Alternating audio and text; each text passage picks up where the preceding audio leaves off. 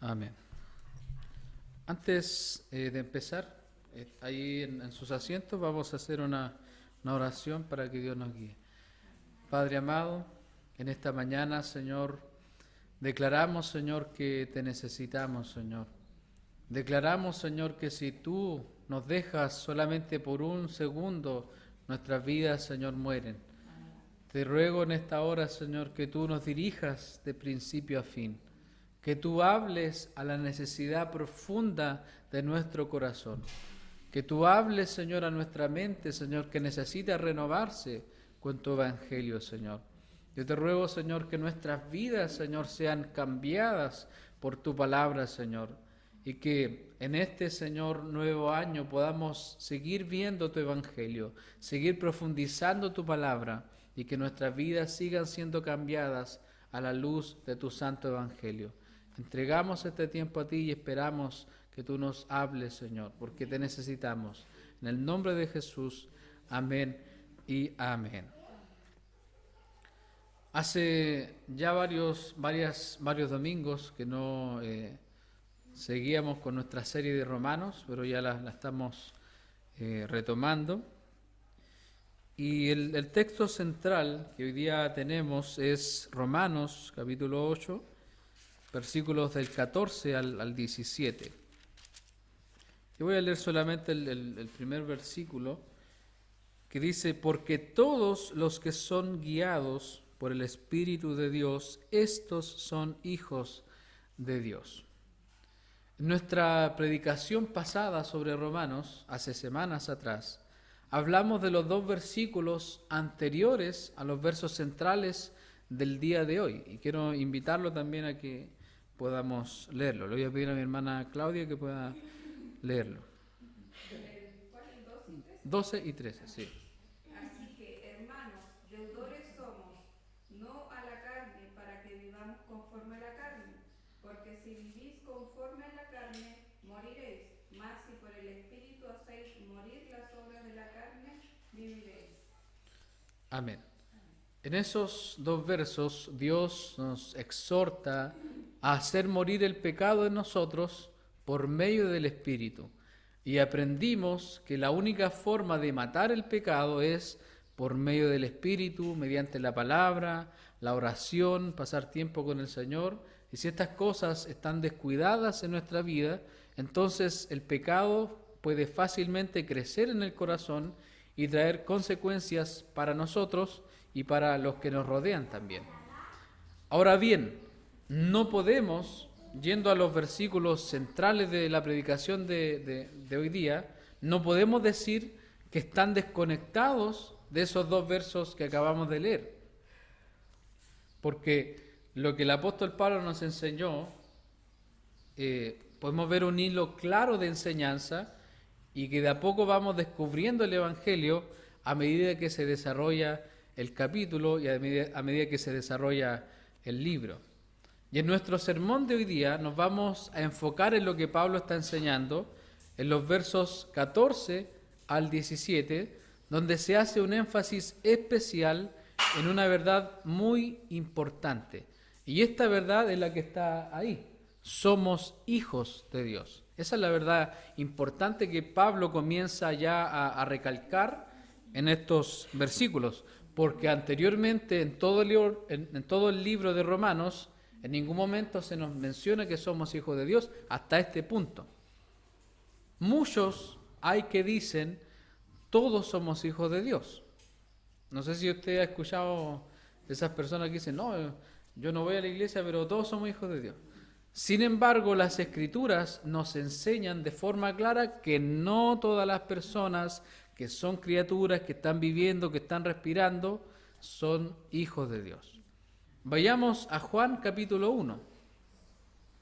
Juan capítulo 1, versículos del 12 al 13.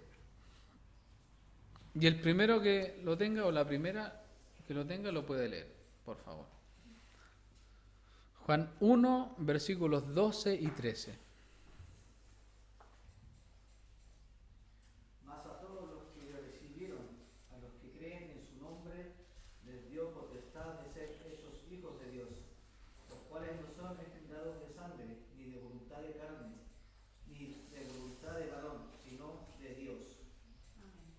Amén. Si leemos bien el verso 12, dice, a todos, cierto, los que le recibieron, a los que creen en su nombre, les dio potestad de ser ellos hijos de Dios. Y básicamente lo que los versos nos dicen es que hay que recibir y creer en Jesús para que el Señor nos dé un derecho legal de ser hijos de Dios. Cuando dice ahí, le dio potestad de ser hechos hijos de Dios, se refiere a que el Señor nos da como un derecho legal especial. Es como que el Señor nos da una escritura donde dice, tú eres mi hijo. No es nada lote la cuestión, sino que es una potestad que el Señor nos da de ser ellos sus hijos. Y esa potestad, ese derecho, no se pierde, porque el Señor no va a anular un derecho, el Señor no va a anular algo que Él ha decretado.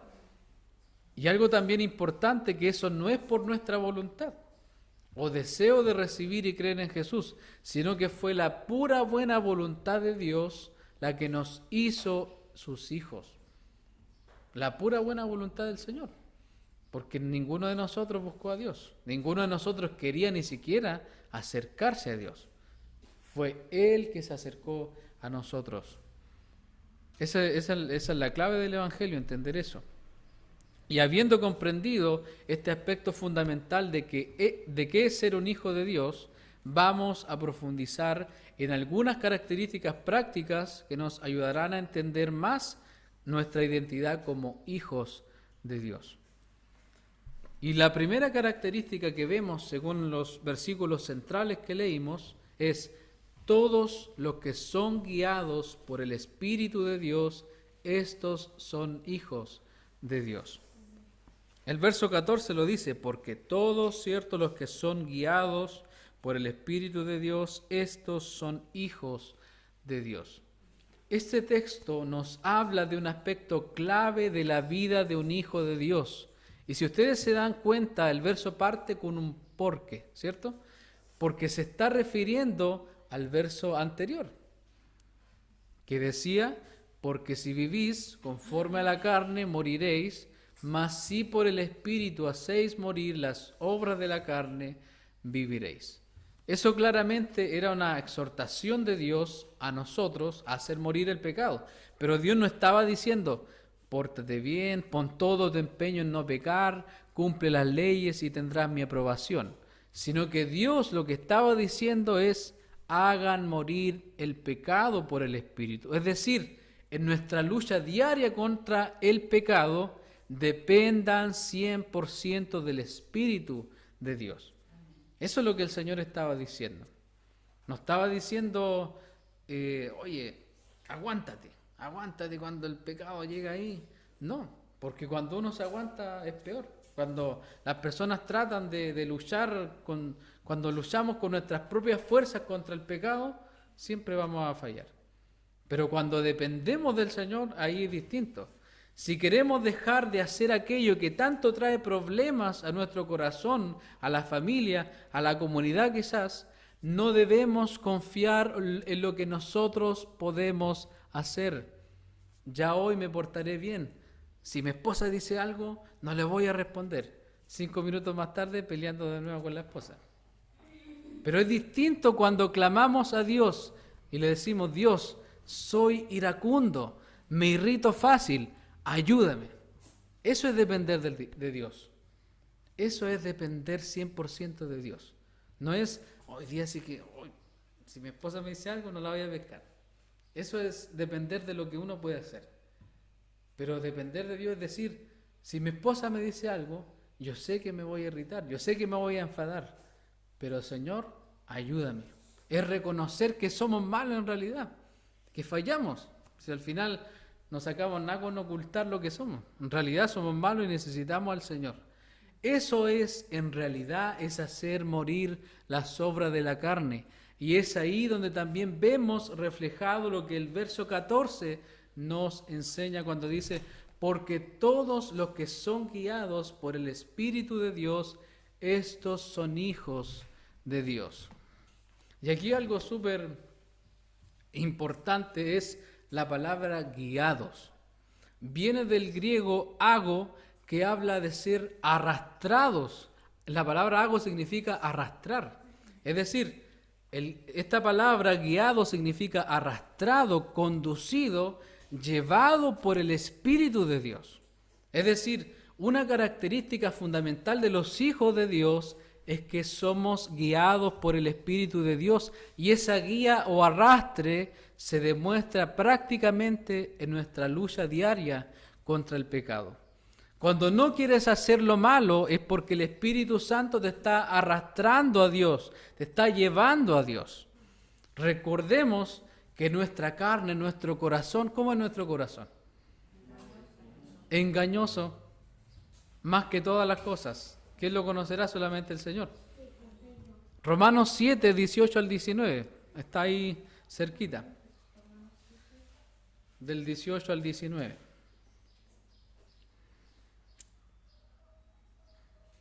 El que lo tenga, que lo lea.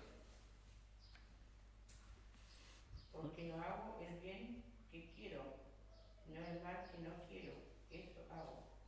El 18 también, 18 y 19. Y si yo sé que en mí, esto es en mi carne, no mora el bien, porque el querer el bien está en mí, pero no el hacerlo. Porque no hago el bien que quiero, sino el mal que no quiero, eso hago. Esa es nuestra realidad. Ahí no está Pablo hablando de nuestra realidad pasada. Pablo está hablando de cómo somos ahora.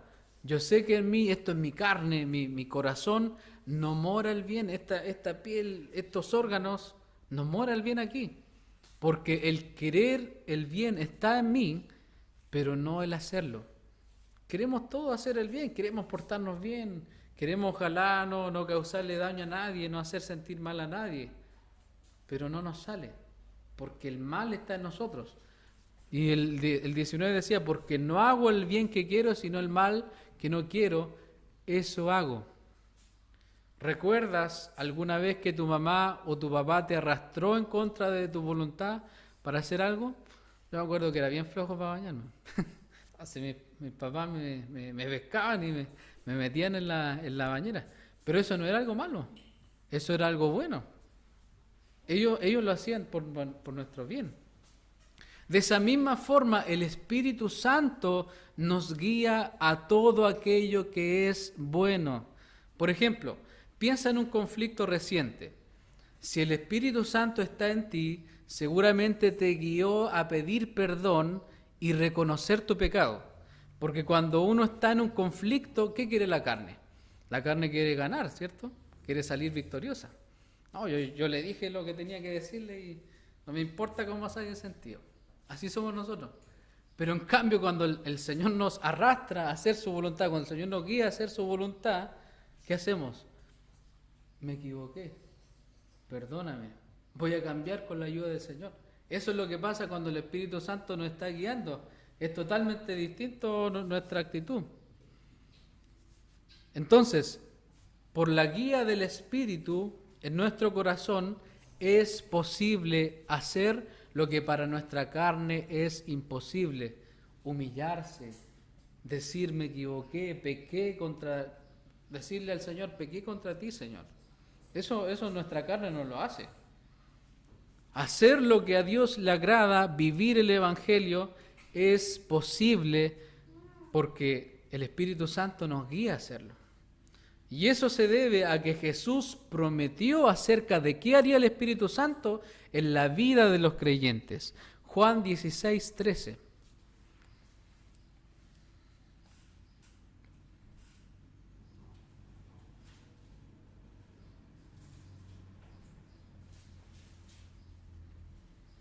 Juan capítulo 16, verso 13. El que lo tenga, que lo lea.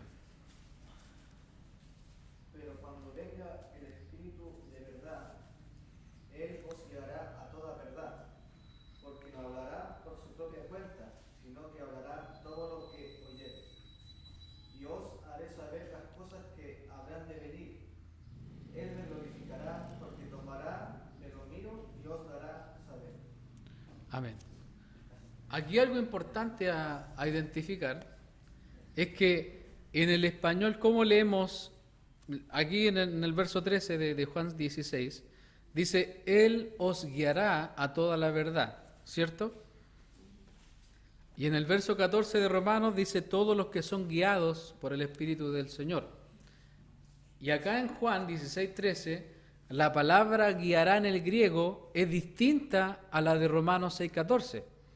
Acá la palabra que se usa en el verso 13 de Juan 16 es jodegeo, que significa mostrar el camino, enseñar, pastorear. Eso es lo que dice que el Espíritu Santo hace. Entonces, el Espíritu finalmente lo que hace es nos muestra el camino de Dios, nos enseña la verdad de Dios de su palabra, y no solo eso, sino que volviendo al texto principal, nos arrastra a que vivamos de acuerdo a esa verdad. Y recalco que no es un arrastre violento, sino un arrastre amoroso con toda la fuerza del amor que este Padre tiene por nosotros. Eso es lo que hace Dios. Él nos arrastra a vivir su verdad. Algo que no queremos, algo que nuestra carne no quiere, pero el poder del amor de Dios es tan fuerte que nos lleva a vivir en su santa verdad y en su santa palabra. ¿Amén? Es importante también reconocer la guía del Espíritu en nosotros, y no es difícil identificarla porque Él nos lleva a toda verdad, a todo lo que es bueno. Jamás nos va a llevar al pecado. El Espíritu Santo jamás nos va a llevar al pecado. Jamás. Entonces es fácil reconocer la guía del Espíritu. Muchos han dicho que el Señor los guió a buscar a otra esposa. ¿Acaso el Espíritu Santo te arrastrará a destruir lo que Dios ha unido? Otros quieren una iglesia donde les den un cargo, pero donde la predicación del Evangelio sea pobre. ¿Acaso el Espíritu Santo nos guiará a un lugar que va a terminar siendo un tropiezo para nuestro crecimiento en el Evangelio? Yo creo que no. Muchos, incluso yo he querido hablar en lenguas angelicales, pero en el día a día lo único que hacemos es destruir con nuestra lengua. ¿Acaso el Espíritu Santo no nos llevará a sujetar y limpiar nuestra propia lengua primero con el Evangelio? El Espíritu Santo está más preocupado de eso que hablar lenguas angelicales, ¿cierto? Muchos se encalillan, muchos nos encalillamos y nos hemos encalillado durante el tiempo con cosas que no necesitamos, cosas que muchas veces no necesitamos. ¿Acaso el Espíritu Santo no nos guiará a hacer inversiones que nos van a ayudar, ¿cierto?, en el proceso de nuestra vida? Entonces es fácil distinguir la obra de la guía del Espíritu Santo, porque el Espíritu Santo jamás nos va a llevar al pecado, jamás nos va a llevar a tomar decisiones que vayan en contra de la palabra del Señor. La guía del Espíritu siempre nos llevará a donde nuestro corazón pecaminoso no quiere ir. Nuestro corazón pecaminoso quiere todo excepto pedir perdón, quiere todo excepto reconocer el pecado, quiere todo excepto reconocer nuestras malas actitudes, quiere todo eso. Pero la guía del Espíritu siempre nos va a llevar a todo lo que es santo, a todo lo que es bueno para Dios. Entonces, esto es una evidencia y una característica de que somos hijos de Dios, de que un día glorioso vino el Espíritu Santo a nuestras vidas y este Espíritu es el que nos está arrastrando a vivir una vida que agrade a Dios, una vida en la verdad de Dios, en la verdad del Evangelio. ¿Sientes que el Espíritu te está llevando a su verdad? ¿Sientes ese arrastre de parte del Señor en tu vida? Si lo estás experimentando es porque eres un hijo de Dios, un hijo amado de Dios, y Dios está obrando en tu corazón porque Él es tu Padre amoroso. Si sientes este arrastre, si sientes que Él te está llevando a hacer aquello que quizás tú antes no hacías, es porque el Señor está en ti. Es porque el Señor te está llevando a todas esas cosas buenas que el Señor ha escrito en su palabra para nosotros. La segunda característica y el segundo aspecto que vamos a ver hoy día es todos los que reciben el espíritu de adopción, estos son hijos de Dios. ¿Qué dice Romanos 8:15? Que alguien lo lea, por favor. Pues no habéis recibido el espíritu de esclavitud para estar otra vez en temor, sino que habéis recibido el Espíritu de adopción por el cual clamamos Abba Padre. Aquí Pablo sigue hablando del Espíritu de Dios y él dice, pues no habéis recibido el espíritu de esclavitud para estar otra vez en temor. Cuando él dice no habéis recibido, se refiere al momento que creímos en Jesús, que Jesús llegó a nuestras vidas y en ese momento no recibimos un espíritu de esclavitud. Pablo comienza hablando de lo que no recibimos para luego decirnos aquello que realmente recibimos. No recibimos un espíritu de esclavitud porque antes, ¿qué es lo que éramos antes? Esclavos del pecado. ¿Qué es lo que cantamos, cierto? Que Él rompió nuestras cadenas, las cadenas del pecado. Romanos 6:16. ¿Qué nos dice Romanos 6:16?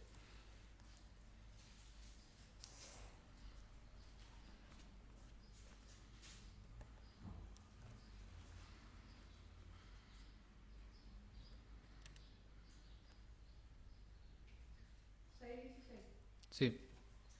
¿No sabéis que si os sometéis a alguien como esclavos para obedecerle, sois esclavos de aquel a quien obedecéis, sea del pecado para muerte o sea de la obediencia para justicia? Amén. Entonces, antes nosotros éramos esclavos del pecado. Vivíamos bajo un espíritu de esclavitud que nos llevaba a la muerte y que nos tenía sentenciados. Porque incluso muchos de nosotros intentábamos agradar a Dios haciendo cosas buenas, pero al final todas iban a resultar en tragedia. Por eso Pablo dice que recibimos algo distinto, algo que no nos lleva otra vez al temor, porque lejos de Cristo el miedo es el sentimiento profundo de la persona.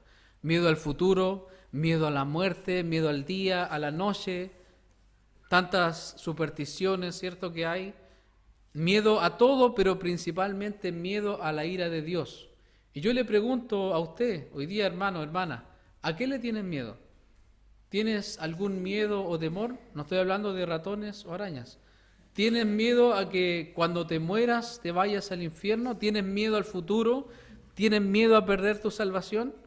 Cuando estos miedos aparecen es porque perdemos de vista lo esencial del Evangelio y nos olvidamos de que somos hijos de Dios. Nos olvidamos de lo que Dios, nuestro Padre amoroso, nos ha dado. ¿Y qué nos ha dado Dios? El verso 15 lo dice. Sino que habéis recibido, ¿qué cosa? El espíritu de adopción. ¿Y qué más dice? Por el cual clamamos, eso es lo que hemos recibido, un espíritu de adopción. Y Jesús, cuando estuvo en la tierra, hizo una promesa a sus discípulos, nos hizo una promesa a nosotros. Vayamos a Juan 14:16, la hermana Jordana, Juan 14:16, y el hermano Javier, Juan 16:7.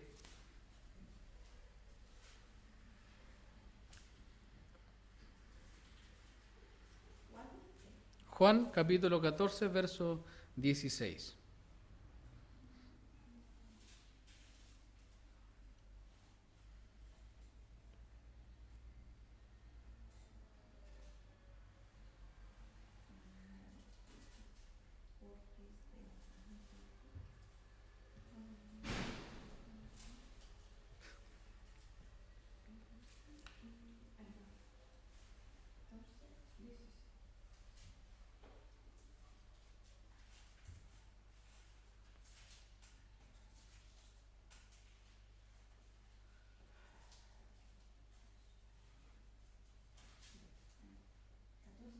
Sí, 14:16. No se turbe ese hombre.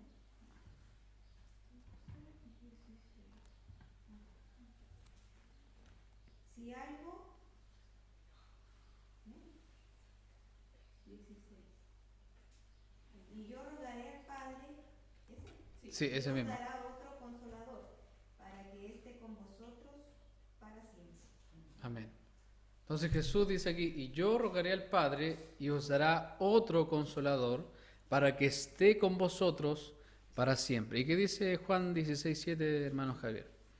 Juan 16:7 dice, pero yo os digo la verdad, os conviene que yo me vaya, porque si no me fuera, el Consolador no vendría a vosotros, mas si me fuere, os lo enviaré. ¿A quién le rogó Jesús que enviara a otro ayudador? Al Padre, ¿cierto? Es por eso que Romanos 8:15 dice que el Espíritu Santo es el espíritu de adopción, porque es un espíritu que viene del Padre. Es decir, al momento de creer en Dios, el Señor nos da su espíritu con el que nos adopta como sus hijos, porque antes éramos despreciados, huérfanos y abandonados, pero ahora somos hijos de Dios. Es por eso que no hay lugar para el miedo, porque Dios envió al Espíritu Santo para que esté con nosotros, ¿por cuánto tiempo? ¿Por una semana? ¿Por 2 semanas?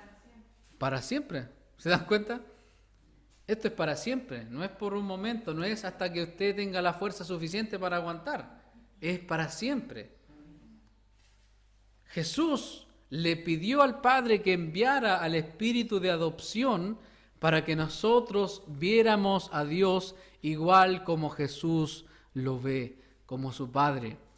Por eso Romanos 8:15 continúa diciendo, por el cual clamamos, Abba, Padre. El mismo Espíritu, hermanos, que nos arrastra a Dios, que nos enseña y nos guía, también nos permite clamar. Y aquí clamar, ¿qué es para usted clamar? ¿Qué entienden ustedes por clamar? ¿Cómo sería un clamor? ¿Le hemos clamado alguna vez al Señor? Bueno,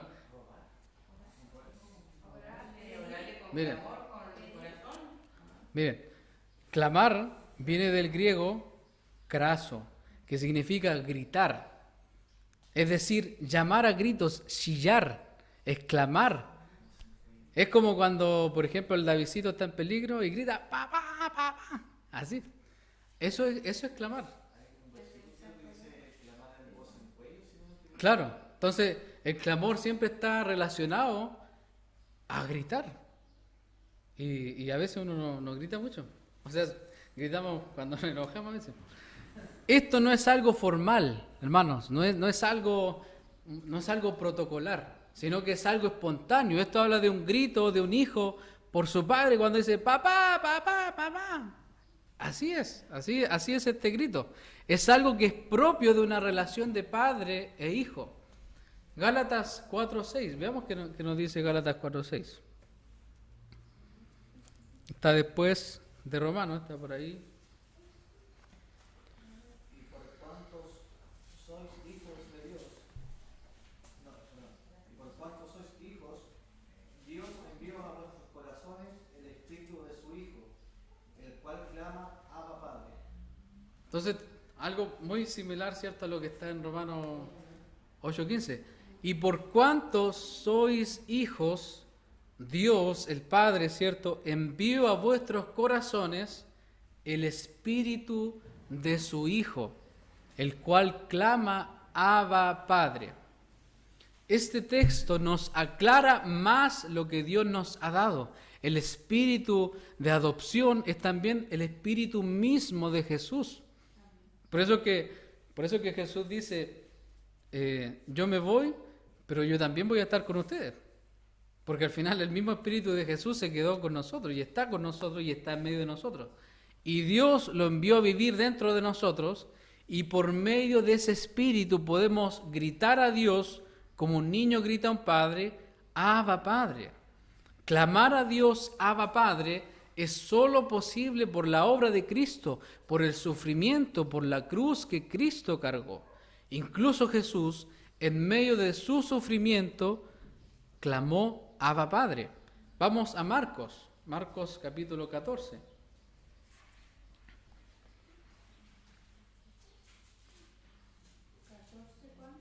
32 al 36.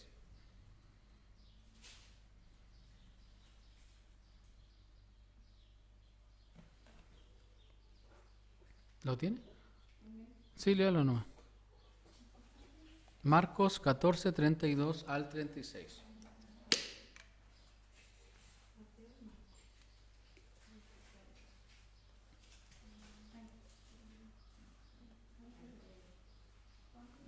Marcos 14, 32 al 36.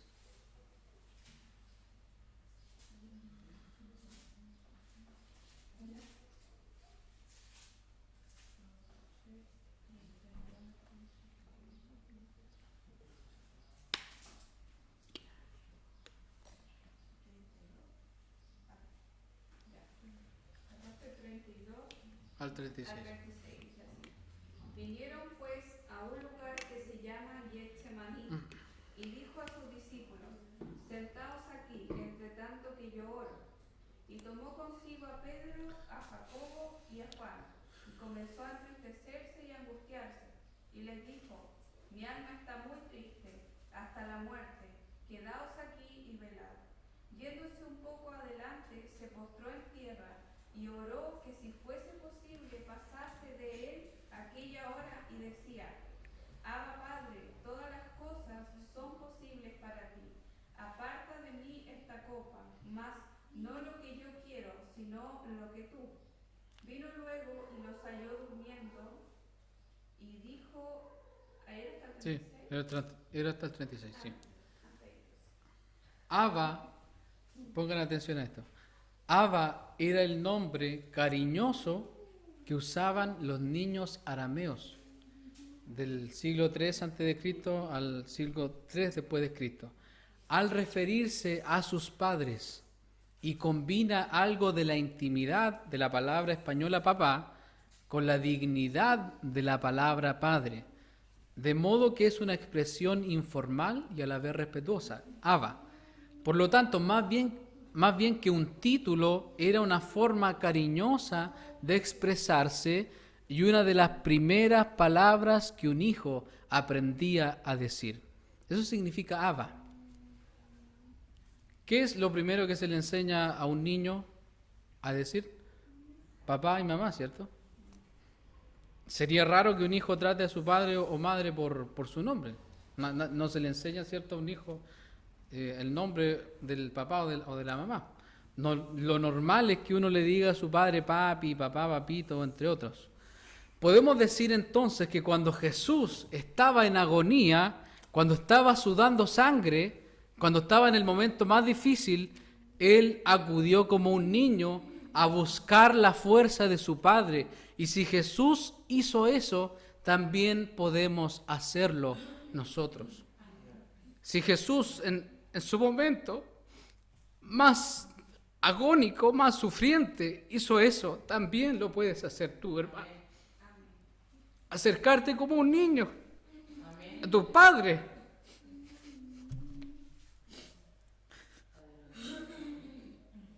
Gracias, Señor. Tú eres nuestro papito, Señor. No hay otro Padre como tú, Señor. Tú eres el Padre de los padres, Señor. Tú eres el Padre, Señor, de los que no tienen Padre, Señor. Tú eres el Padre, Señor, de los que nunca han conocido a sus padres, Señor, siquiera. Tú eres el Padre, Señor, de los niños que sufren. Tú eres el Padre, Señor, de los que han perdido a sus padres, Señor. Tú eres ese Padre, Señor, que aun cuando nuestros padres terrenales mueran, Señor, tú seguirás siendo nuestro Padre para siempre, Señor. Y en nuestra agonía y en nuestra felicidad, venimos, Señor, y te adoramos, Señor, a ti, porque tú eres nuestro Padre eterno. Tú nos conociste antes incluso de que fuéramos creados, antes de la fundación del mundo, Señor. Tú nos conociste desde antes, Señor. Ahora, por la gracia del Evangelio, cuando Dios nos ve a nosotros, no ve a pecadores abandonados, ve a sus hijos adoptados, ve a su Hijo Jesús en nosotros. Y cuando oramos y le decimos, papito, papá,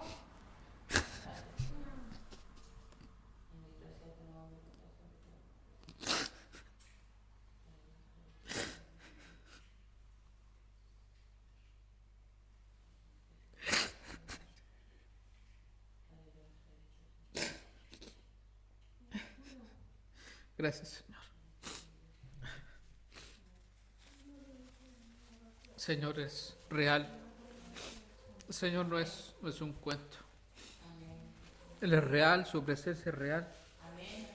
Y Él llena cualquier corazón.